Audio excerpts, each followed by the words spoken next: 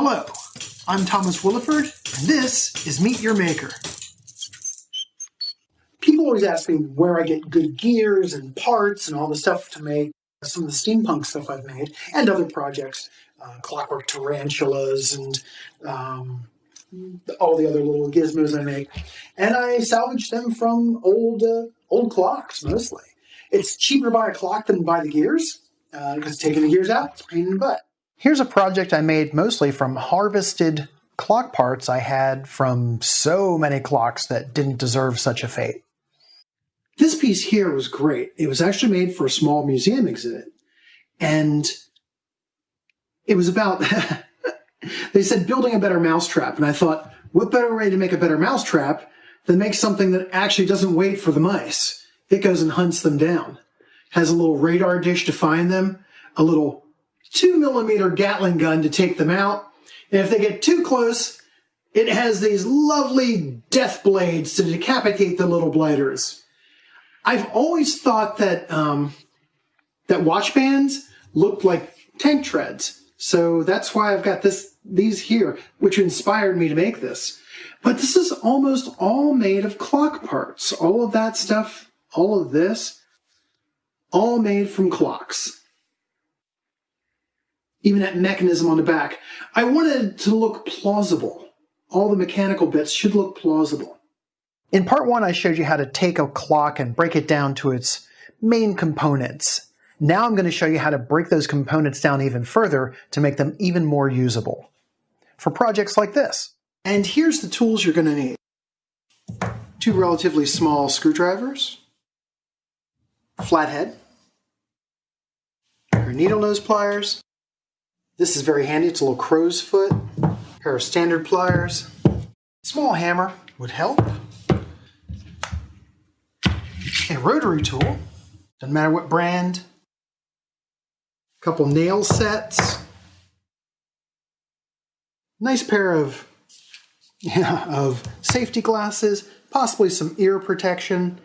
And if you really if you really want to do it and go for it, a small anvil will help. You can do it without, but a small anvil will help.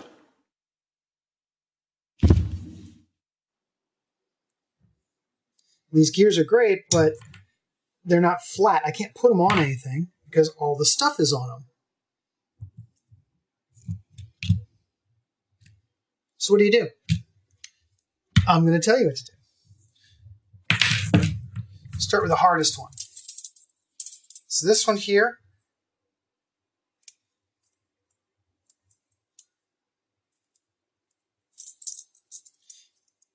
trying to see how this is put on here. There's a couple different ways that they do this. Because this is a cool gear to have, because it makes you can make it so it kind of make a wind-up gear from it.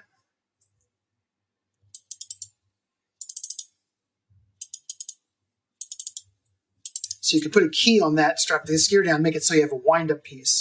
So it looks like you're winding something up. Cool.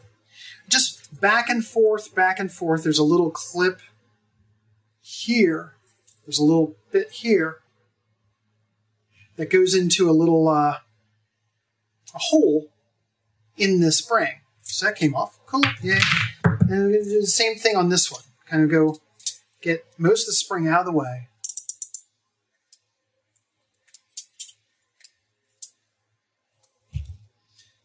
Might have to grab this because it's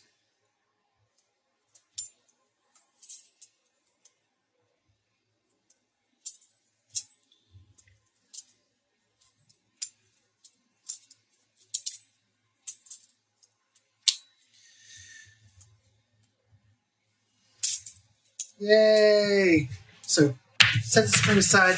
I very seldom find any use for the springs. I always think I'm going to use something, but this is really cool. Again, this part can be held. You can actually get a key, glue it on, mount this, and it'll make a little, makes that noise and everything too. Cool. So this is all your gears. stuff together. I've even used this.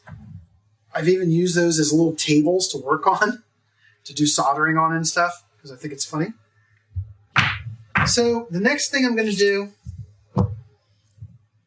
is I'm going to show you how I get the gear off of this axle. So this anvil is one I picked up at Harbor Freight, something like that. About $50. Wasn't terribly expensive. But you don't need necessarily that. What you need is something metal with a hole in it. So what I'm going to do is I want to get this off there. This side is bigger than that side. That side is roughly the size of the hole. So it's going to be put this way down. I'm going to put it at the edge of that hole. I'm going to take a small hammer, just tap, pop, pops it right out. That's how you get rid of it. All the cutting and all the bending, and that's all you need to do. Same thing here. See this one? It's bigger there, bigger on this side than it is on that side.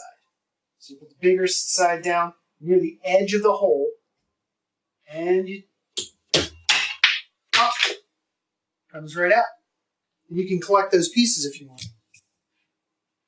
Do it again. See that one? Smaller diameter, larger diameter. This right there. You don't want it in the center of the hole, because if you do it in the center of the hole, it will bend. It's more likely to bend your gear. So you put it near the corner. See how this one works. This one's a little odd. So pop. Yay, gear. So here's one. This one has nothing on this side to hit. This side's the larger side. Right there. This side's the smaller side. So we put that there. I'm going to take a nail set. Nail set is one of these things. They're used for setting finishing nails into wood deeper. But they're hardened steel. You stick that in there. Pop. Pops it off. You take your pliers. Use regular pliers, not needles. Take your pliers. Grab it. Pull that off there. Yay! See? This is going to be tricky because it's got this piece here. I don't know how to get rid of that. I'm going to try to pry it off. My needle and those pliers.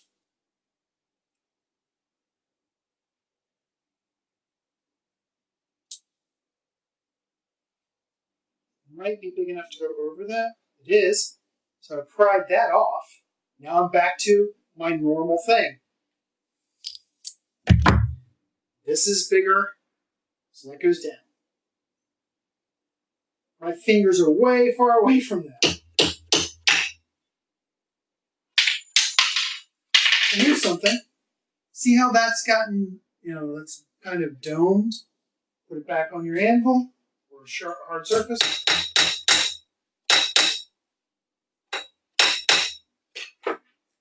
Nice and flat again. 2 more little gears to go. Same thing.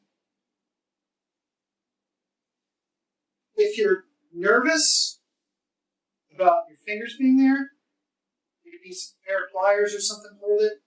These are off-angle pliers, doesn't have to be. They can be these pliers, you'll notice, and hold it like this so that your fingers aren't there when that's too close.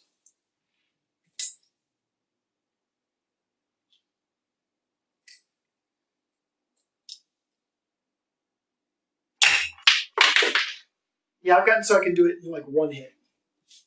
There. Look at those.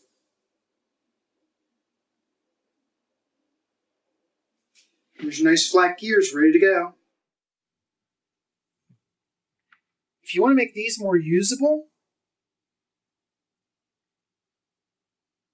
because you want that little guy there to spin.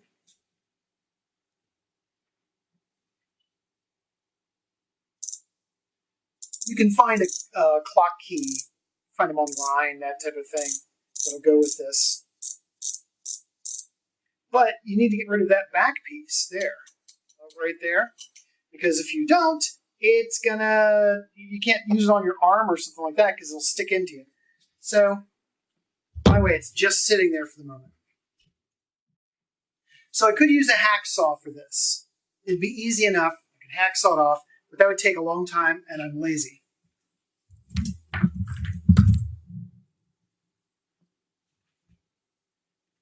Rotary tool! Yay! I use one that has a like a pen attach. I call it a pen attachment, flex attachment. But you don't have to. You can use any rotary tool for this.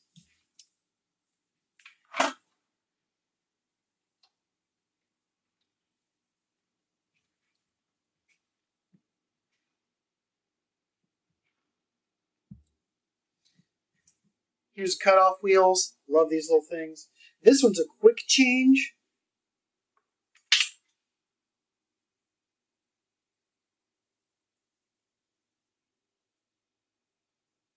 Do that by hand. So make sure you don't want to cut off the part that has the key part on it. You want to cut off just the back part. So put on some ear protection.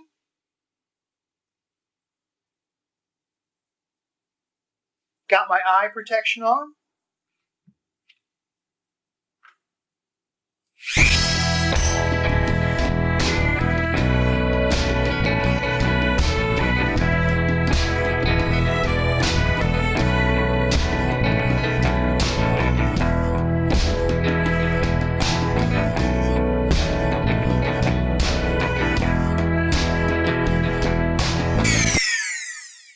It helps keep from binding it up. All right.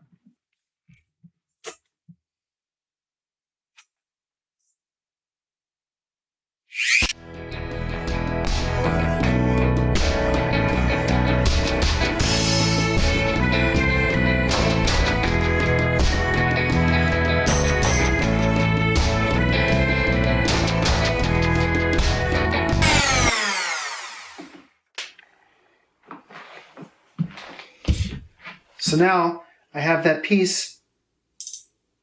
I can put a key in here, make it look like I'm going like that, just by attaching this from behind on a piece of leather, whatever. I can make an arm guard that has a key on it, or a backpack that has a key on it. Makes it look like you're doing something.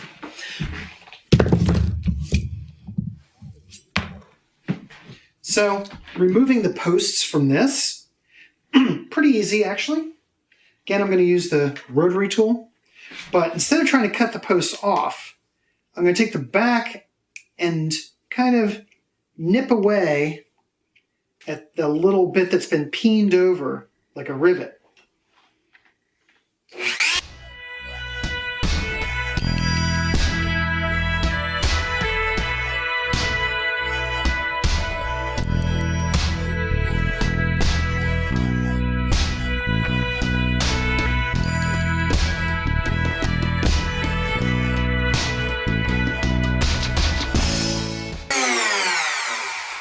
Once you've got that nipped off, take your pliers and just grab it and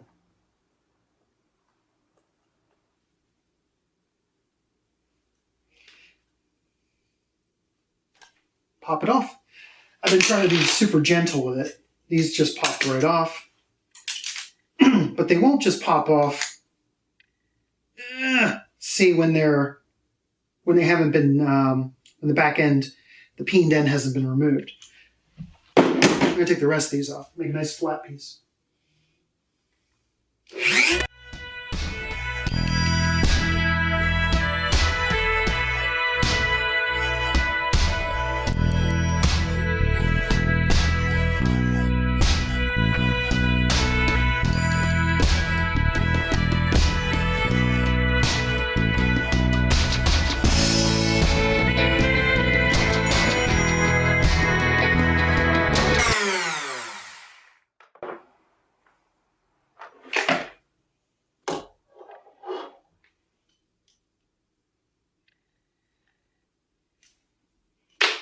Pop them right off.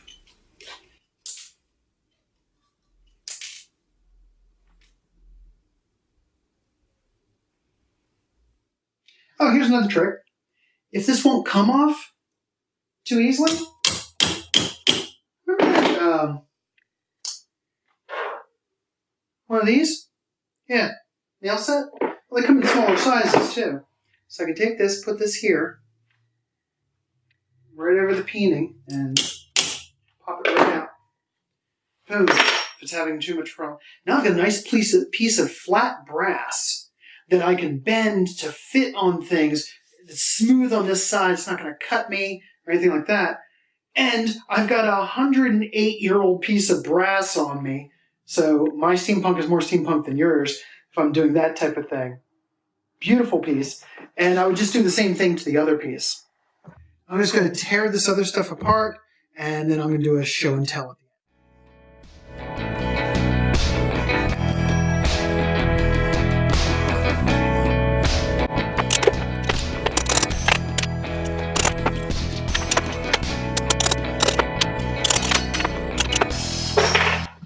Yay, another brass plate. So now I got brass plates, gears, and stuff, and the bell.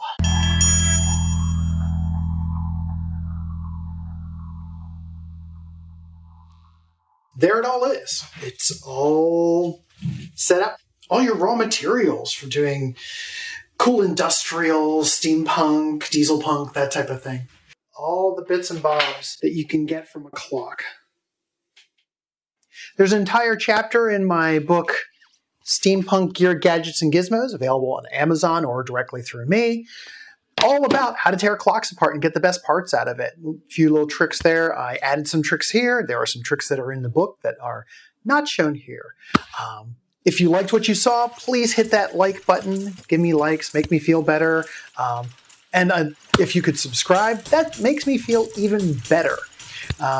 If you would like to help keep things going, please click on my Patreon and feel free to help me out there. If you don't like the commitment that's involved with Patreon, there'll be a link below that goes straight to the PayPal for my company, keeping everything going. You can keep the test tubes bubbling and boiling here at Grimlore Manor.